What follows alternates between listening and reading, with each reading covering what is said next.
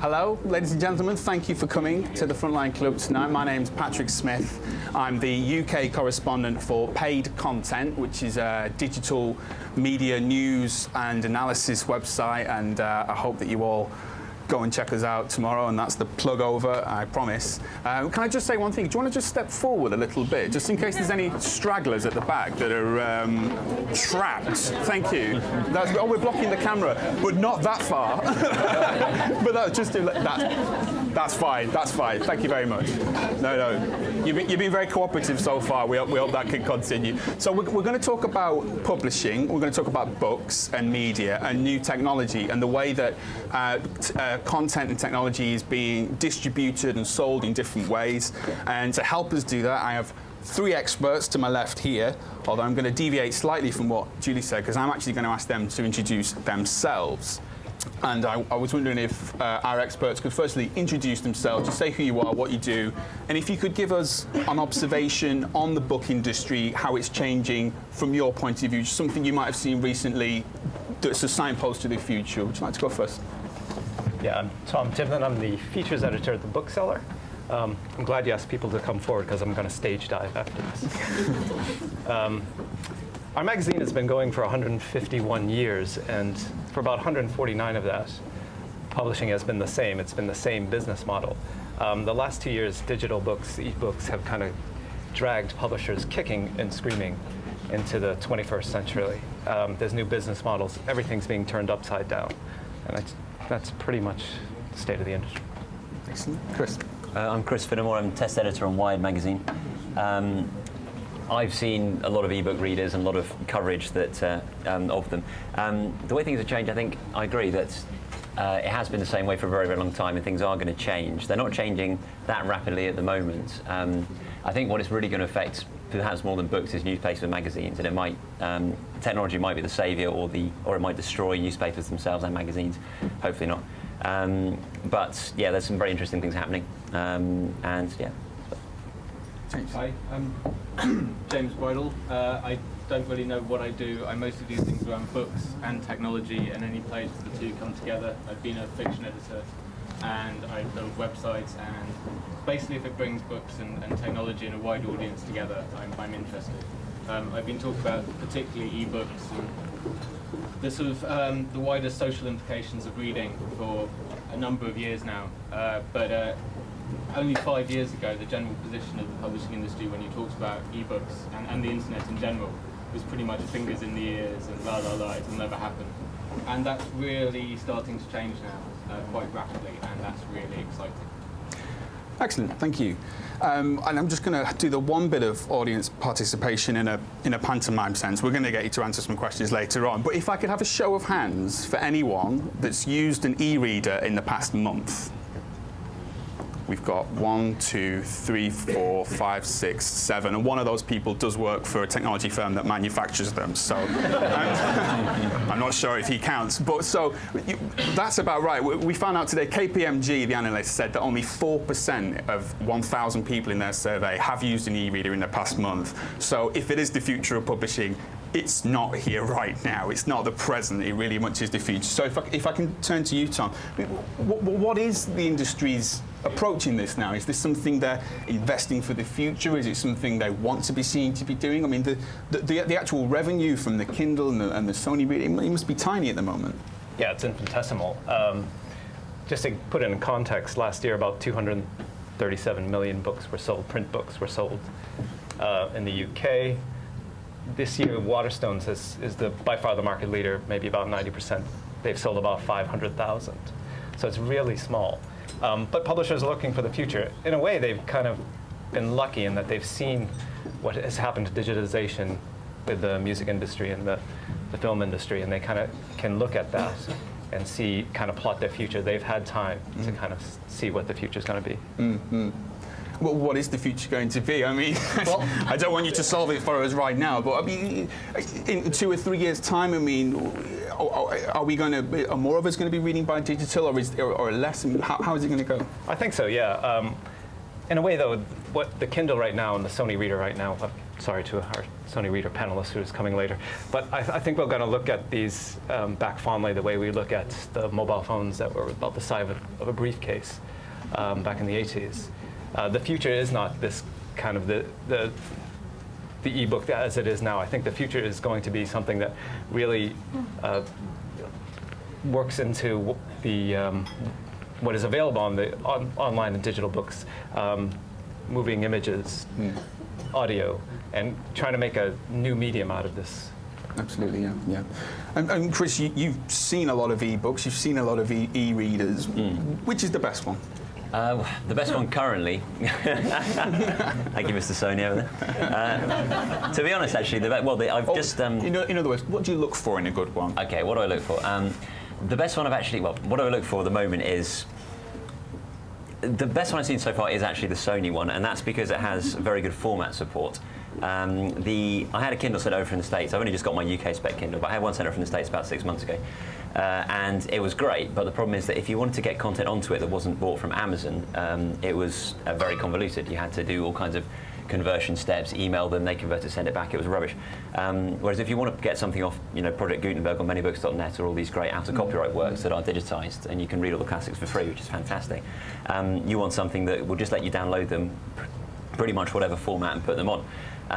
And I think the Sony was very good format support. There was one that was better, but the Sony had the best screen as well, and general build quality, that kind of thing.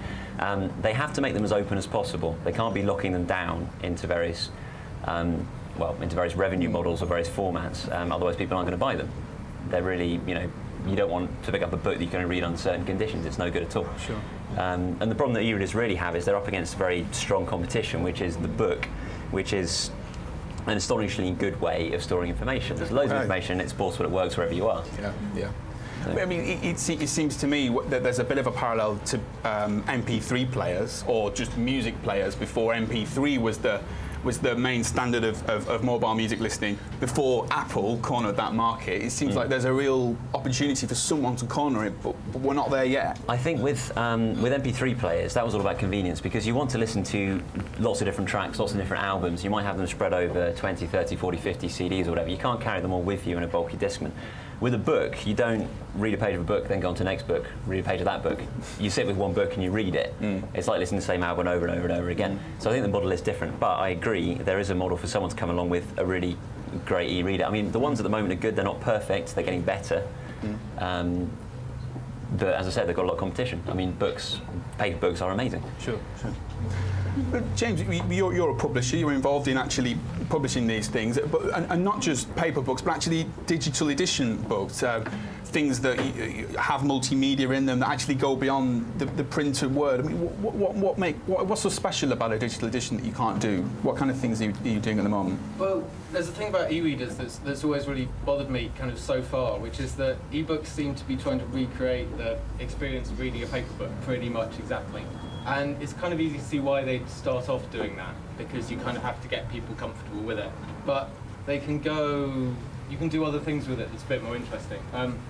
The ebooks that we released over the summer for the iPhone, you get an ebook and you get the audiobook at the same time. And the nice thing that it does, which isn't very strange or bizarre, but it works, is that it syncs the audio to the text, so you can switch instantly from one to the other as you're walking along.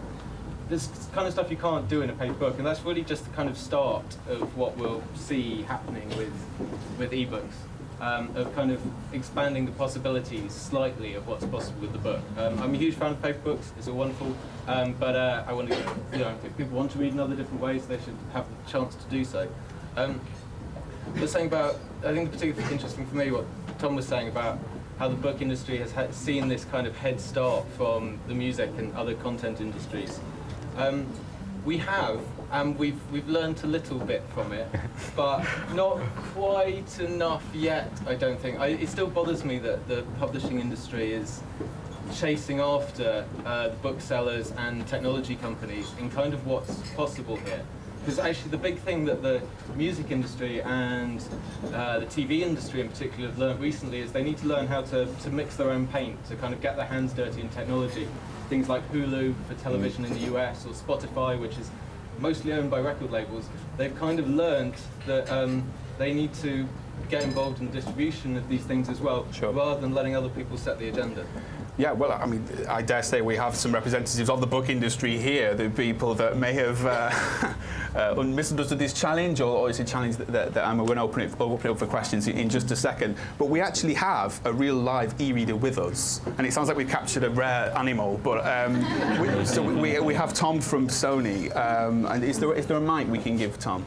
Because I just wanted to have a little chat about what it can do and what makes it better than a paper book. So it's kind of a very low budget version of the shopping channel. No offense. Hello. So hello Tom. I mean, hello. So do you want to just talk us through what it can do? What is that, and why should we buy one? This is a Sony ebook reader. This is one of our new models, known as the Pocket. So it's a smaller version than our original. If any of you have seen the original, it's slightly bigger than this one. The idea is that you just store a lot of books on it. The biggest benefit of this over a book, and I don't want to start that whole debate too much just yet, is that you can store lots on a very small, lightweight device. So I can take this away on holiday with me. Rather than taking 5, 6, 10 paperbacks, hardbacks, whatever it may be with me, I take potentially my whole book collection, or a large chunk of it for some of us, on one device. And I can just read my books as and when, which is a really, really, really big benefit for me. And how much would that cost? I can't talk pricing directly. Really? Tell me after if you want. Over 100 bags of sugar. Okay, all right.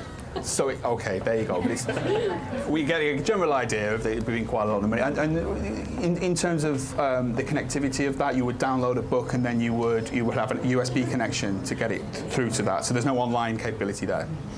Yeah, think of it at the moment very much like your original iPod or your MP3 player. So you'd use it to grab hold of your content via a computer. Okay. So to get hold of my books, I would plug this into a computer via a USB cable and use a bit of software, a bit like using iTunes with your iPod to get your books onto this at the moment for Sony in the UK. That's brilliant. Okay, thank you very much. Thanks, Tom. Okay, yeah, just leave it there. That's fine. All right. So, I mean, does anyone have any questions, points to make about the industry, observations? Yes. Do you want to come out with a microphone? Do you want to say who you are and where you're from? Okay, my name is Yelridge Caldwell. I'm just a young little writer, actually. What I'd like to know, and which hasn't seemed to be answered or even looked at, what is the effect on our eyes of reading those things over a period of time as opposed to a book?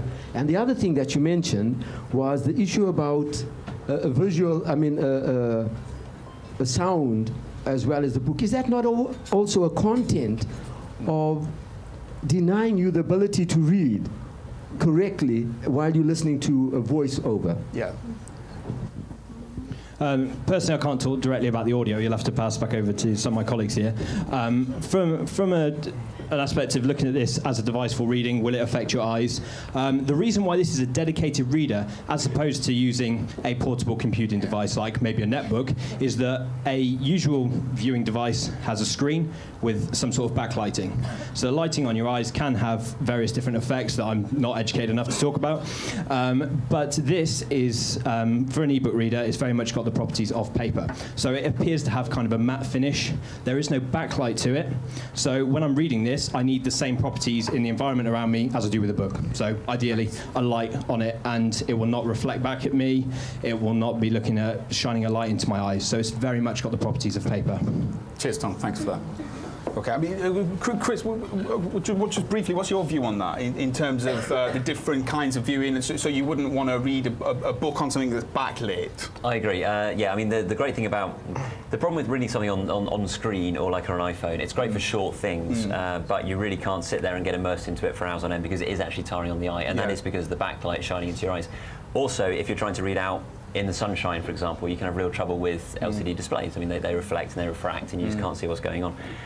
Yeah, with electronic paper, it's not like that. It does look like paper, and admittedly, that means you can't read it in the dark without a torch. But that's just like having a book. Sure. But it doesn't tire your eyes. You can read it in the sunlight, and it doesn't. Yeah, it's something that you can read for a long period of time, and that's a difference. While having a book on your iPhone is absolutely fine when you're getting the tube to work. 20 minutes, you'll read a few chapters, absolutely fine. Don't get tired. although then you have to look at a screen all day. So, but you know, if you're in bed reading for a long time on the beach in your garden, I don't know, you really do want this new kind of screen. Yeah. And yeah, it doesn't hurt your eyes at all, as far as I can tell. It's funny that the beach is always used in technology as an analogy. Have you ever noticed that? You can read it on the beach. Any more questions? We'll take a couple of points. Any questions for the panel? Just take a gentleman behind you there. Yeah, and then the lady over there. I've got two very quick questions, one for the panel and one for the gentleman from Sony. The question for the panel is Apple involved in this industry, and if not, why not? And the question for the gentleman from Sony is, if he's listening, which he's not, I wanted to ask you honestly, if you had a book and the same book on your e-reader, would you ever actually use the e-reader? How frequently do you actually use it? Talking from a very personal note, at the moment I use both for different occasions. So at home, if I've got a paperback lying next to my bed, I'll happily pick that up. If I've got the reader next to my bed, I'll happily pick that up as well. I don't see any, in that environment, a big plus of using one or the other. It's when I start to move, when I start to leave my home, this becomes a really, really big thing for me, because I can carry more than one book. And I can carry the book very lightweight, very slim. I can slip this particular reader in my jacket pocket, in my suit, and I can go on the tube and take my books with me. It then becomes a little bit more if I'm, say, a student in a lecture. My notes could be on here. I could read PDFs on this if I want to. So you start to expand it a little bit more then. Thanks again. And there was a question in the corner over there. We'll just take one more, then we might just have a bit more of a discussion. There'll be questions later as well. We're keen to get everybody in.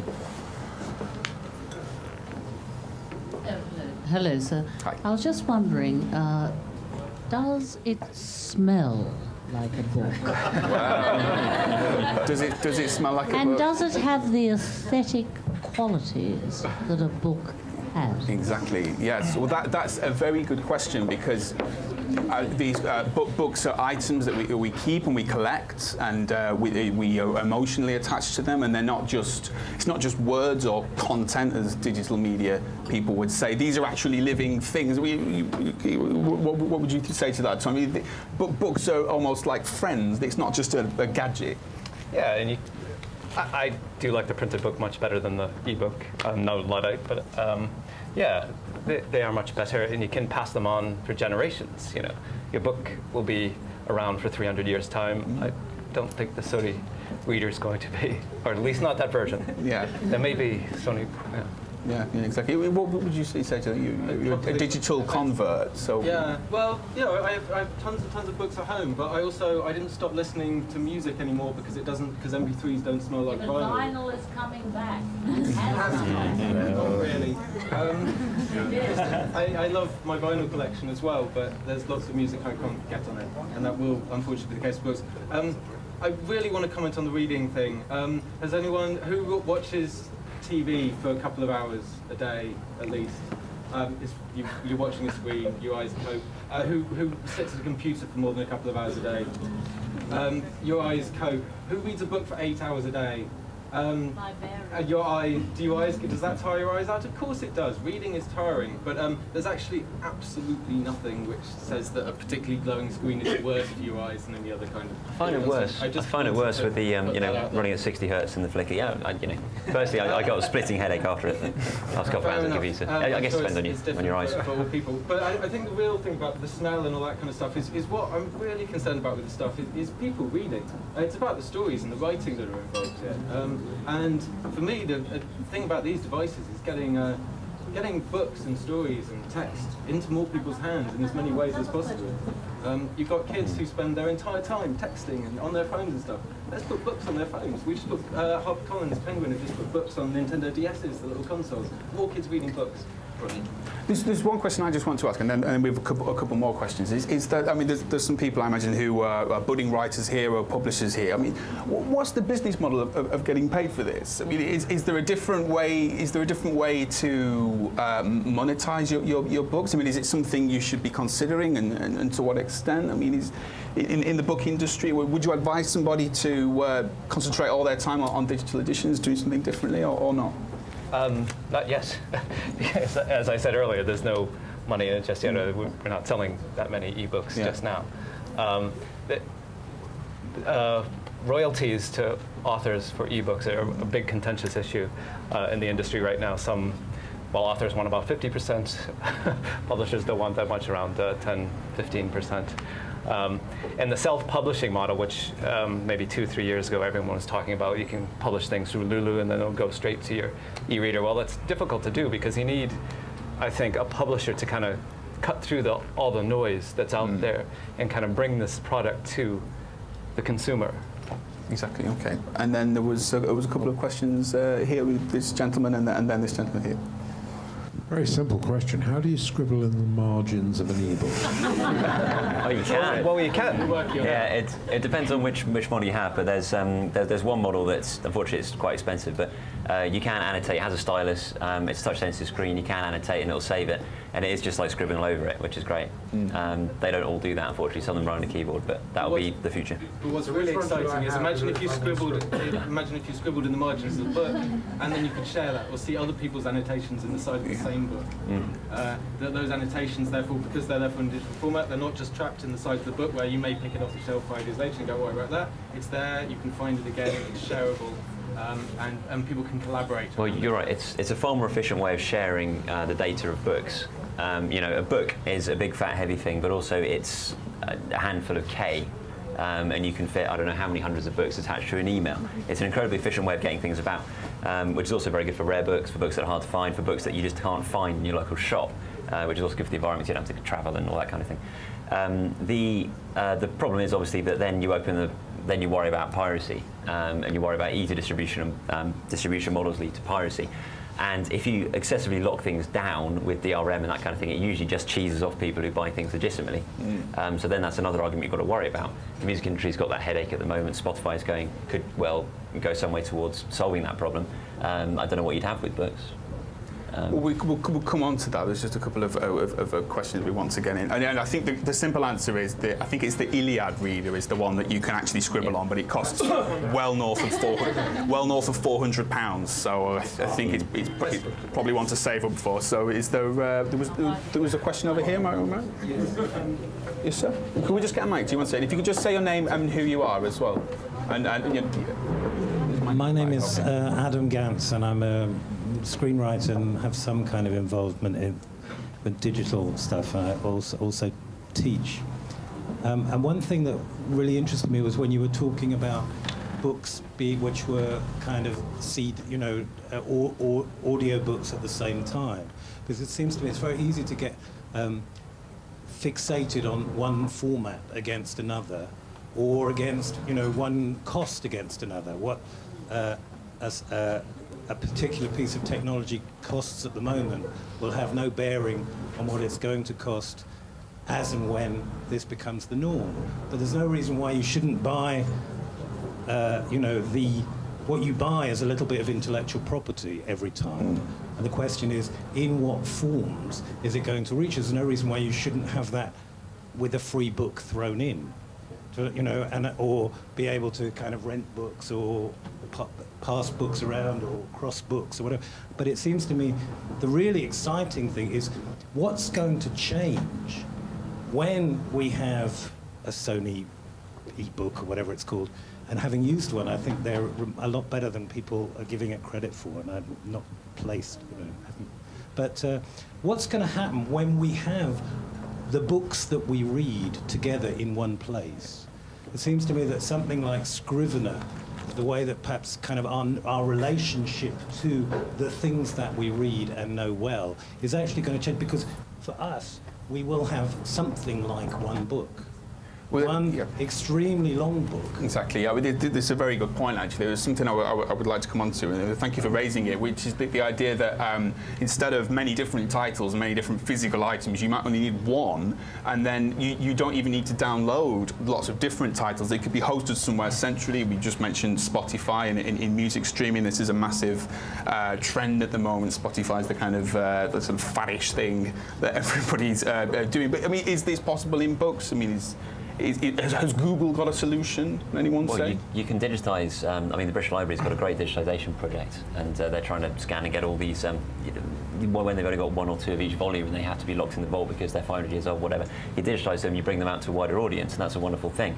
The problem is that what they're massively worried about is digital obsolescence, as you would be, because you have all kinds of problems. You have if you make something, you digitize something and you put it on a format, whether it's a hard disk, whether it's in the cloud, whether it's on a disk or a CD, who knows. You have the problem that in the future, 50 years, 100 years, 10 years, I don't know, firstly, you won't be able to physically get the data off that thing. Secondly, even if you could do, you won't be able to interpret the data, because even the simplest of text formats is, can be difficult to read. Yeah. So, you can imagine if you find an old Amstrad disk or something you've got with some word processing files on it, you'll never be able to read it. So the technology moves on and the file doesn't. Exactly. So it's like trying to put a Commodore 64 disk into a PC, which is what you might. If anybody ever had a Commodore 64, they'll know what I mean. If they didn't, they won't. I'm sorry. Do we take a question? So therefore, in other words, you're saying you still have to be in the written word as well as. The written word at the moment, unless you're very, very careful, the written word is the only way that you can store stuff for generations to come. I mean, admittedly, you can maybe digitize everything and then print it out again. I really don't know. But whatever disk you're putting it on, just keep the machinery, they'll do it. Machinery breaks down, and you don't have the spare parts anymore, and you can't manufacture them from scratch. This is a call to arms to solve this problem, but I'm not sure we're going to do it now. I wish we could.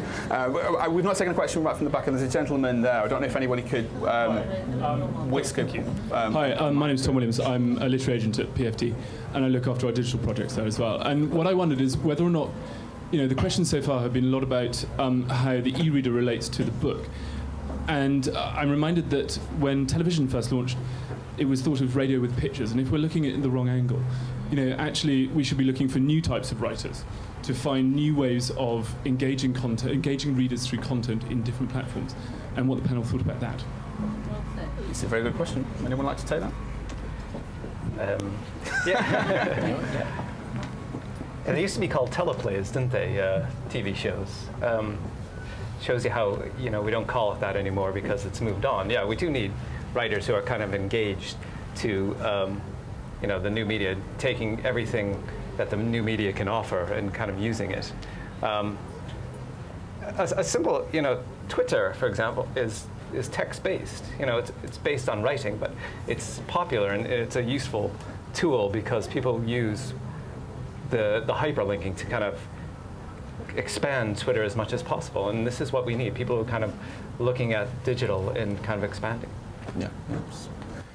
There are really exciting new models out there for this.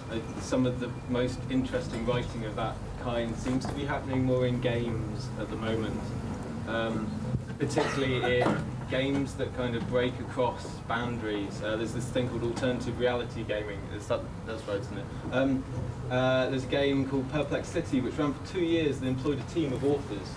They had novelists writing a storyline that ran over months and months and months, that drew people in all kinds of strange ways and talked to them through the internet and through physical objects in the real world. I think those things are really, really exciting. But personally, also, I'm quite interested in kind of where the novel goes, because that's kind of where my heart is as well. And I do think there's a special kind of writing that's long-form, single-author writing that I'm also quite keen to see continue as well. What sort of projects are you working on at the moment? You could just give us an example of something recently that you've done that for example, couldn't be done in paper. I'm just interested. The gentleman's example of annotations. Late last year, we persuaded HarperCollins to put the whole of Doris Lessing's The Golden Notebook online, shortly after she won the Nobel Prize, which was great, just persuading them to do this. But what we did was we put the whole text of the book online, and we got a group of 7 readers, a couple of academics, a couple of writers, a couple of journalists, a group of all women from different age groups to talk about this, to read the novel in public and do a kind of public reading exercise of it and noting it and critiquing, but making that public. So you saw this discussion happen around the novel in public and persuade other people to read it and join in the conversation as well.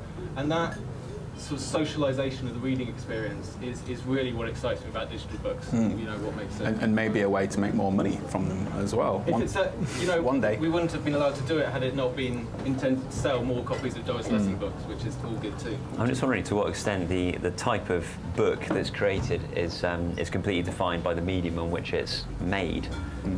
Is that the case for short stories, long novels, novella? I don't know. Is it always because of the printing press that those forms evolved, or is there something more to it? Indeed. Are there any more burning questions? I'm going to take one from this gentleman here, and then a gentleman, sorry, lady there, and then there's one over there. Yeah, different type. Yeah, thank you. My name's Toby and I work for Random House, and I kind of straddle the IT department and the digital department, so I'm involved quite a lot in the creation of ebooks. And it strikes me, for a room full of publishers, we haven't actually discussed the process of creating an ebook that much yet. My point being that we're already at a stretch in terms of staff numbers, in terms of our profit margin since the decline of the net book agreement, and so on and so forth. And I agree that maybe, as Tom said at the back there, we need to look at new authors and new ways of writing. What about the ways of publishing? Because we don't physically have the resources. There's a 6-week turnaround at the moment, generally, on taking backlist titles to put them in an EPUB format. That's already changing the publishing process, because we have to move our critical path dates. We have to move everything forward or back, whichever way you look at it, to make sure things get out there at the same time. We're doing all this extra work for a product which, priced at $18.99, say, hardback price for something you can't really hold, which is the ebook format. What's the business model going to be? Where are we going to go? How is publishing going to ratify this extra work versus the revenue which we may or may not be getting? I'll be interested to see what other people's thoughts are on that. I'd actually be interested to hear your answer to that. I don't have one, I just make them, Gov. But it is a question that people often ask me working in my department at the company. You have to do all this extra effort just to get a digital edition out at the same time, but then, as we were discussing earlier, that the actual revenue from digital editions is very small compared to, obviously, a digital book. Absolutely, and there seems to be this idea that, an ebook, you just take the PDF. There is an element of that. I sit opposite the guy that does the quality control, but there's all the optical character recognition, the coordinate mapping, so that when you search online or in your ebook for the word crystal, it turns up on the right page. There's an awful lot of work going into that. Publishing companies are spending an awful lot of money on that, and there doesn't seem to be any return, and there is as yet no solid business model, because I think it was in the Bookseller I saw a piece the other, I think it was earlier this week, maybe last week, to say that people would rather spend the $12.99 on their full price hardback or whatever than they would on the digital edition. Publishers, obviously, with all this extra work, are going to be very reluctant to drop their prices and do the kind of heavy discounting that we're currently getting in the hardback and paperback market. So my question really is almost to the audience: what do you think? Where do you see this side of things going? You know, I know we've got MA students in here. You're the kind of future of this industry. Where do you think it's going to go? How would you do it? Well, I thoroughly think the audience should take up that challenge, and I think we have quite a question here. If you could just hand over the microphone. Actually, my question was going to be exactly about that, about the business model. If you could just say who you are and where you're from, that'd be great. I'm Barbara Gawley. I'm consultant at Capgemini for the telecom media industry. And I was going to pick up on the business model because, you know, you talked about learning lessons from music industry, and what we've seen with music is that consumers are getting used to not paying for content, but spending on music is actually staying the same, and that's because most of the money is going into the device. So the device, people are actually raking it in.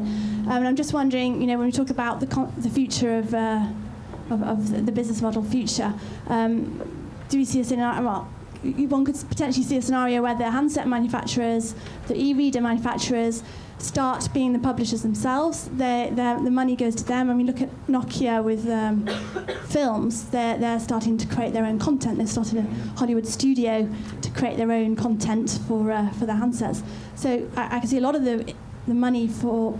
I mean, it's a question really. I don't quite know. But would you see a lot of the handset manufacturers, the e-reader manufacturers, developing their own content and potentially, you know, the authors coming straight to them to publish content? Absolutely, I mean that's a huge issue, isn't it? We've seen that in the news business as well, where you used to need a publisher just to get your content out there, and now you don't, and a lot of publishers are struggling. And the same in the music biz. Do we need publishers? I was going to say, I'm beginning to think the era of free is coming to an end. I think it was a kind of hiatus, and maybe it lasted 10 years or so since people started getting broadband and things were a bit deregulated with the ISPs. I do think now that, especially since we just heard that the was it European Court of European Court of Justice or something? It was. It was, yeah, sorry. It's just decided that you can now cut people off from the internet if they're persistent pirates of content, copyrighted content. And if that's going to be the way forward, and they're going to be more draconian about it, and you can't pirate so easily anymore, I think that people aren't going to think that you need to. That people like the record labels aren't going to think, okay, people aren't going to pay for music anymore because they can get it for free, because they won't be able to get it for free. They're going to pay for it again. It might have been the court just said that it's okay, that they won't cut them off. They threw out the exception. Yeah. So. But you still get a court hearing. You get a court hearing. You get a court hearing, yeah. Anyway, let's not go there. Okay, sorry. Right. I think they're getting harsher about it. Yes, well, they are, especially in Britain. Lord Mandelson, of course, wants to cut off your ISP connection if you're naughty enough to file share, but you have to be exceptionally good at file sharing to get cut off by the UK, no doubt. If it gets to the stage where you can't get stuff for free anymore at all, this is the end of music, film, book piracy, whatever. How will that change? How will that change these free business models? Because they won't have to push them anymore. Whether that's going to be the case, I don't know. I mean, could we get to the stage where every 3 pages you get served an advert? Possibly. I mean, it could happen. I mean, if you were to give Sony could give its book away. You might suggest this. Sony could give its e-reader away, and every 3rd page, every 5th page, you can get an advert. I mean, would that work? Would anyone buy that? That is essentially how Google's marketing its books now. That's how we buy magazines, and that's how people watch a lot of television at the moment. Yeah. It's not that. It's a kind of a horrible idea that makes people discuss. But it's also what's happening with books now. Google is serving ads against books, and that's what a lot of publishers are complaining about quite strongly. Also, this thing of device manufacturers and the technology side becoming the publishers is already happening as well. Amazon is publishing books already. It has its own print on demand for self-publishers, but it's also actually picking up authors and promoting them through its own publishing imprint as well. And if I was a very large publisher, I'd be very, very scared about that. I think there are business models for types of publishing survive. I'm quite worried about the survival of very large publishing companies. This is the crux of the matter, because the Random Houses and Penguins and HarperCollins really aren't, I don't think, experimenting with new models. Bloomsbury, Harry Potter's publisher, does this thing called Bloomsbury Library Online, where they sell content, shelves of books to libraries, and people can go into libraries and look at the books online. And it's a model that they charge the libraries and the local authorities. I was talking to the head of Bloomsbury, and he says, I don't know if this will ever make us any money, but this is something we have to try. Publishers need to gamble, and I don't think a lot of them are doing it just now. Sure. So any more points from the floor? I think you've asked a question. We're going to come back to you if there's enough time, but I'm going to try and get everybody in. So the gentleman there, if we could get a mic, please. Hello, I'm Paul Hardy-Carter. I'm a photographer. It seems there's been a lot of discussion about the similarity between the music industry and the publishing industry, but speaking as somebody who's seen his industry collapse in the last 12 months, I wonder whether that's the business model that publishing is looking at. The fact that photography pictures are now instantly available anywhere, maybe that's what's going to happen to text. Absolutely, yeah. Could well be. In terms of the barriers of entry to photography have just gone so far down because of the technology and what's out there. So maybe there is a parallel. It's there. all about your signal to noise ratio as well. Like, I can understand that. Sorry, I don't know much about the photography industry, but I also know that there's the barriers to entry are very low, which means you get an awful lot more rubbish. You can look at the blogs. I was saying, earlier, my Google Reader has all kinds of blogs all down the left, and I can read through them all. They've all got the same stuff on it with no analysis, no fact checking. Most of it's wrong. There's some gems in there, but a lot of the time it's just the same old stuff they've all read in each other's blogs and reposted. I think what you're going to need is a better filter. There's going to be an awful lot more stuff out there. I think that's what publishers are going to be. Is actually that publishers are going to go away. There's going to be somebody who is the filter.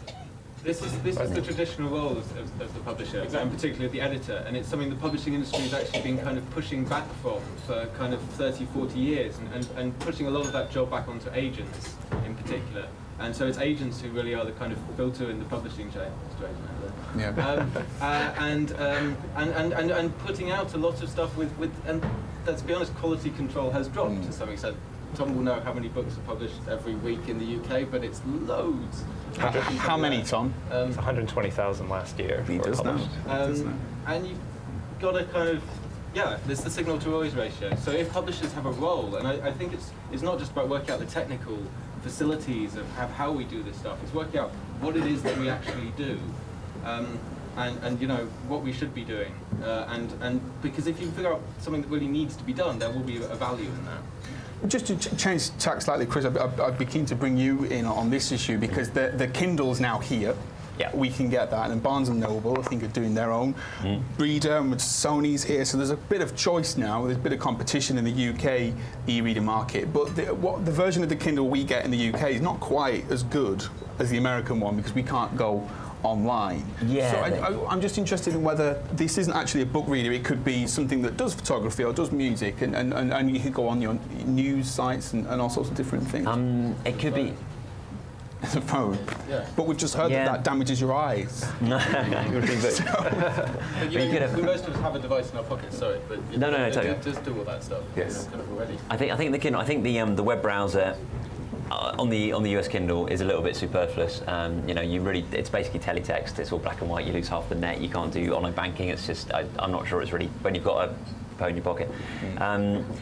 It's still online, and one of the great things about the Kindle is that you can buy a book wherever you are from anywhere, which is kind of cracking. It becomes the end of a novel and you're not near a bookshop or I don't know, whatever, but you can just browse the store and you can buy straight away online over the mobile phone network is one of those big things. Not going to miss the web browser, not really. Not when you've got, any old phone you can put Opera Mini on it and you can browse any web page you want. You don't even have to have an iPhone. So it's, I don't think it's really a big deal in the UK. I think the web browser was just something they put on because they could. Yes. Had a web connection, okay, let's put a rudimentary browser on it. Sure. Yes. What is a big deal is what the Kindle's just done is broken territoriality quite decisively and terrifyingly, which is basically what happens is, someone has the rights to a book in the UK and someone has the rights to it in the US, and basically everyone gets some money somewhere along the way. The situation now with the Kindle is slightly unclear because if you buy a book on the Kindle, you're buying it from the US. So if, for example, you're an author who's only published in the UK, your book isn't going to be available on the Kindle. If you're an author who's published in both, the situation is still a little bit unclear about who gets paid for your book. Amazon have said things about paying UK publishers for the rights, even if the book's sold in the US, but I don't know how that works, and no one else seems to know yet.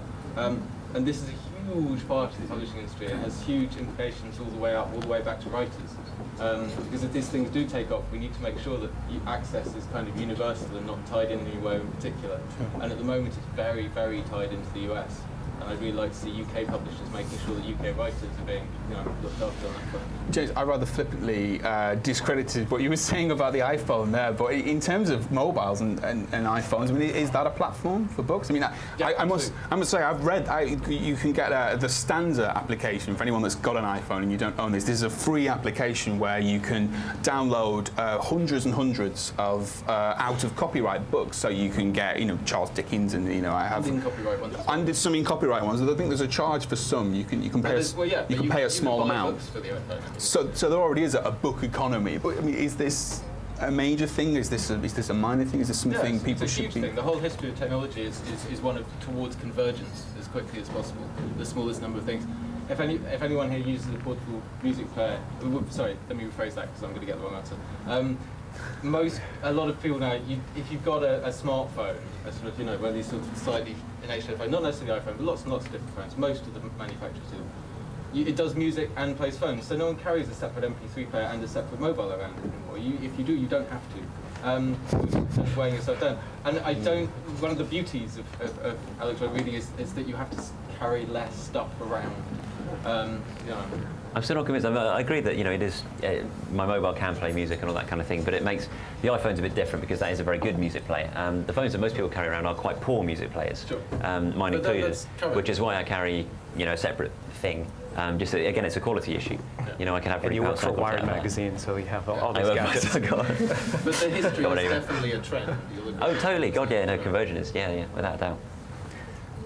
Could we have a question from the lady there, and then we'll go to the gentleman. We might get time for another question as well. Hi, my name is Karen Foster. I work for Reuters. I just wanted to add to this discussion here on reading, like on phones and on the Kindle, that in Japan, some of the top novels in terms of readership in the last couple of years have been these serialized text novels, and who have just been written by young people, probably just riding the train, that were a bit bored, and then they passed around word of mouth, and they became huge to the point that now some of them have been filmed or are going to be filmed, and some of them have been published because publishers are jumping on this because there's such a fan base for it. So I think that definitely now you can, of course, publish yourself online if you want, but then the readers have to sit at a computer to read them. But if they know that they can read it, you know, on their lap on the way to work, well then, you know, I think people might start to gravitate to that rather than go to publishers, just like what's happening in the news media, where a lot of people are going to blogs rather than going to traditional media for information. So these weren't established authors. They weren't published. They didn't have a publishing deal. No, nothing. They weren't even necessarily. Well, the thing is they're not actually even writing in full sentences as you would know it in Japanese. They're writing in the same kind of text speak that we do in English. So even when you see I think some of them actually may have been published in English. One or two may have been translated into English. Yeah. So it's not actually in proper written English. So it's actually changed the form of the novel. And But it was still filtered. It was still only the best ones, only the ones people liked. that were published in paper, but that's true. But that's what determined what was published. What actually was out there for people to choose from, and what people read was based on word of mouth and, I suppose, personal marketing of your product. But they're all kids, pretty much all kids who had a lot of time in their hands and who maybe just started to just play around with their phones, because the Japanese kids are really big into texting each other, you know, for long periods of time in the evening. So it's sort of like it was a natural evolution. That's fantastic. And so I think that definitely, it doesn't bode well for the publishing industry. Well, thank you. Well, that has kind of trended that. down, though, in the past year. That kind of spiked about a year and a half ago. And the whole M-book thing has kind of gone down in Japan. So I don't think publishers are worried too much. I think it's more like Twitter. But in terms of where traditional publishers are now in the UK, I mean that might have been less popular a couple of years ago. But they're not even considering coming in this. Japan here from Japan in 5 years. Oh, okay. I think what's really fascinating about the mobile phone phenomenon, if that wasn't clear, all those stories were written by kids on their mobile phones, and that's kind of where they came from. And I think we have a kind of huge perception of books and literature as being this paper-based thing. But actually, books don't tend to become paper now until they get printed by publishers and kind of given out to people. Yeah, the 16th century, things were all... My point is that my loose research for this was going through like the Guardian Saturday's readers' rooms when they have those lovely photos of authors' rooms, and I checked all these authors. I went through about 100 of them, and 75% of them all wrote their books on computers, and these were all kind of grand literary writers who spent. I can give you a URL of all the list of all the names. Well, I'm kind of talking about now. My point is quite simply that a lot of these books exist electronically. The writers write them electronically. They exist in electronic form already, and our kind of perception of them as this single object isn't really necessarily the case. Excellent. Yeah. Any more points from the floor? Anything people want to make? There's a hand here, and there was a hand over there. Would you give the microphone to this gentleman, please? This one here. Sorry, my name's Dennis Marks. My world has largely been cultural television and also music, particularly serious music. We were in the digital game 20 years ago. Books have come into this game, 2, 3, 4 years ago. So we've got a bit of experience here, and the thing I want to ask the publishers about particularly is Gresham's law. In other words, bad content driving out good. Because once the digital revolution really happens within the literary world, the book publishing world, and so on, and the easy accessibility of the medium of distribution happens, then immediately what happens is that quality control and content control gets driven down line. We've already had this point from the floor. Now, when people complain about how little decent cultural television there is anymore, there's a very simple answer to that. It's so cheap to make that you don't need to have the same levels of quality control that you had 10 or 15 years ago, because you have a different publishing model for it. How are you, the publishers, the disseminators, going to protect that quality when the digital dissemination becomes so easy? That's an ominous thought.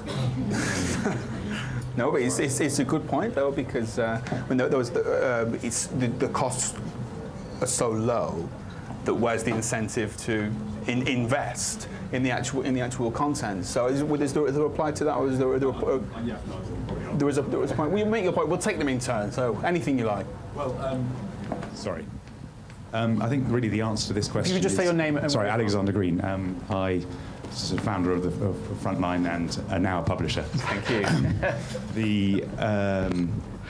The answer to this really is that authors are very insecure beasts and often need a certain amount of reassurance and quality control, somebody to help them through the process of publishing a book. It's not quite as straightforward as necessarily just writing on your own. You do need sometimes a helping hand of a fine literary agent or a good editor. Now, who controls that after that point? Somebody who's gone through and helped curate the work is very, very important. But there will always be a need for somebody to say to the author, we need to, that we need to continue to curate that work further and help them through that process. The other thing, of course, is that publishers pay quite large sums of money for books up front and take on an enormous amount of the risk involved in the publishing business. Now, I know that obviously the risk, as the barriers to entry come down, the risk goes down, but also the risk of not making money also remains. And it's quite nice getting an advance up front for something that you haven't yet written, and so on. Absolutely. It is indeed. I'm just going to take a couple more points, unless the panel want to respond to any of them. And then I'm going to ask one big final super question to my experts. So is there any more points from the floor? Just a quick one. Yeah. Don't we have that already with regards to the high volume of the Sun and the Sport? The newspapers? Yes, within parallel. Oh, and you're saying they're low quality, these newspapers? Exactly. Yes. Well, millions of people buy them. Exactly. And that's what I'm saying. We have that already. Yes. Yeah, I'm not sure that the distribution is the only reason there's a lot of rubbish out there. I think it's a worry, but that's hopefully what the role of agents and publishers becomes is that filter, as we said earlier, of trying to kind of push those two things apart a bit. But the rubbish is not a product of digitalization. Well, so in 1999, 2000, nobody had heard of Google. And now it's one of the biggest companies in the world. It's the biggest brand in the world. And then in 2004, nobody had really heard of YouTube, for example. And then 2 years ago or whatever, no one had heard of the Kindle. So I saw an interesting article on the Telegraph website the other day. They did one of those lists that people do of just like the top 100 greatest top 100 things. And they said 50 things that will be obsolete in 50 years. Is the book one of them? By which you mean the physical I mean paper, printed codex, books. Will people, paper in stuck 30 together. years, will people look back and say, I can't believe you used to have to go to a shop to buy that paper thing? I think a lot of people will. I don't think it'll be dead. Like, nothing ever really goes away entirely. Books are still published in codex format, like they were 10,000 years ago. But Not that much. But yeah, you know, that's what we say about music, and it's only been 5 years. It's what we say about BBC programs, you know, the iPlayer and stuff. So there is as soon as this thing becomes possible, everyone's expectations change like that. You know, do you think books will change role? Do you think books will be an archival format rather than a mass market format? Possibly, don't know. What do you think, Chris? Can we do some future gazing? Some future gazing. I think you'll still have chain libraries, vaults underground. I think people will still see that it's the most long-lasting format of all, but it will become an archival thing. And so maybe you have a master copy that's printed, and that will be hidden away somewhere, or a handful, you know, various continents, whatever, because of fire, I don't know. But everybody actually accesses that thing through the electronic format, and the physical paper itself is only an archive. And you have the last word, Tom. Right. I think 100, 150 years we might see pretty much the end of most of the printed books. But I think it will still survive, like vinyl is surviving now, as something that collectors have, souvenirs, you know. Excellent. Is that it? Is that all we have time for? I think that's all we have time for, ladies and gentlemen. All that's left for me to do is to announce something. We've been running a competition, which was for a published piece of work that's going to be published in the Frontlines magazine, the newspaper, the broadsheet. Should I say now? Should I have a drum roll? Could you imagine a drum roll in your heads? Is Georgiana Vaughan? Is Georgiana here? She's not here, but psychically she'll hear this if we do it by a round of applause. And then can I invite you to give another round of applause for our panelists? So thank you very much. Thanks for coming. Thank you very much.